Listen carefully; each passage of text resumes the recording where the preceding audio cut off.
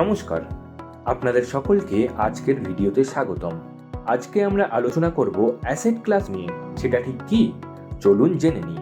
Asset class হলো বিভিন্ন ধরনের ইনভেস্টমেন্ট বিকল্পের একটি গ্রুপিং, যা একই ধরনের বৈশিষ্ট্য প্রদর্শন করে এবং একই আইন ও প্রবিধানের অধীন।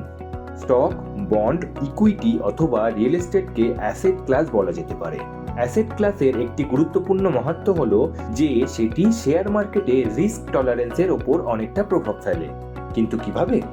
ইনভেস্টমেন্টের জগতে ডাইভার্সিফিকেশন একটি মূল কনসেপ্ট, যা শুধুমাত্র আপনার পোর্টফোলিওকে বৈচিত্র্যময় করে না, বরং আপনার আর্থিক নিরাপত্তা বজায় রাখে।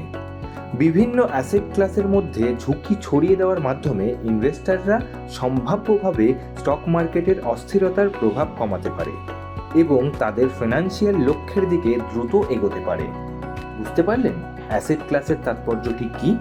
ভিডিওটা ভালো লাগলে অবশ্যই মাই ধনুষ বেঙ্গলিকে ফলো করুন এবং আমাদের সাথে যুক্ত থাকুন।